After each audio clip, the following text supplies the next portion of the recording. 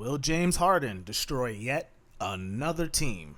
Recent reports has James Harden being very disheartened, very upset with the Philadelphia 76ers for some reason. So, the report goes he doesn't like the way the Sixers is handling this free agency situation. And it had me thinking to myself, well, James, it was already rumored after the season that you were responsible for Doc Rivers being fired. Okay, James? You wanted him gone.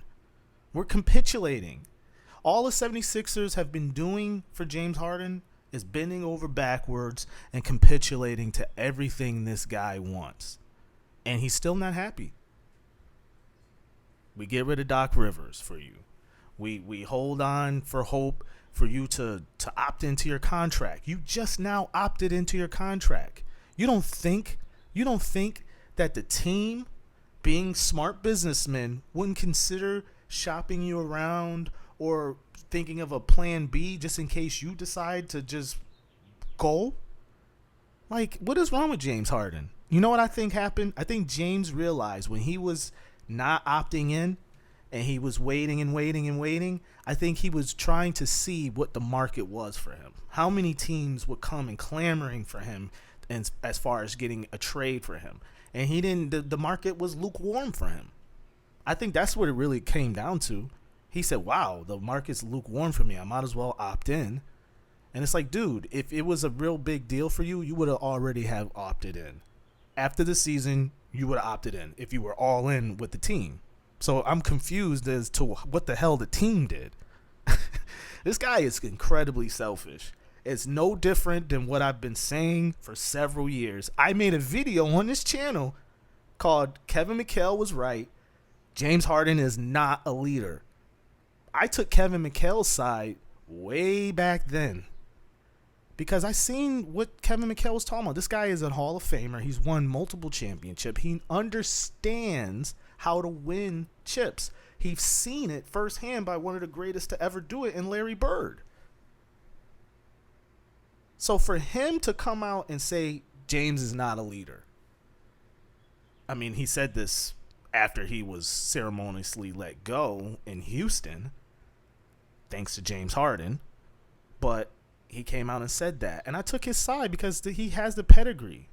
A guy like Keven McHale is not going to just say something like that unless it has it definitely has some validity to it.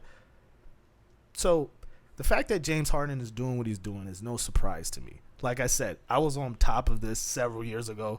I got the link right in the description box so you can watch that after you finish watching this video, of course. So now James is reported to wanting to get out of town and all this other stuff. So now the Sixers are left at the altar like, oh man, we just fired our coach because of James.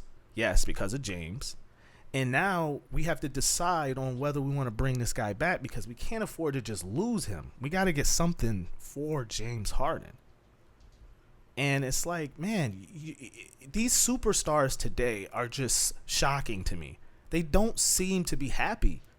Like, there's some sports psychology shit that needs to be addressed in the NBA, man. These superstars are malcontents. They're very mercurial in how they think and how they behave. They just don't seem happy. You know, they're in a particular situation for a year or two and, oh, I don't want to be there anymore. Like James did that to Brooklyn. James Harden did that to Brooklyn. He went to Brooklyn to be, you know, basically the third star. Kyrie Irving started acting like Kyrie Irving because it's in his history.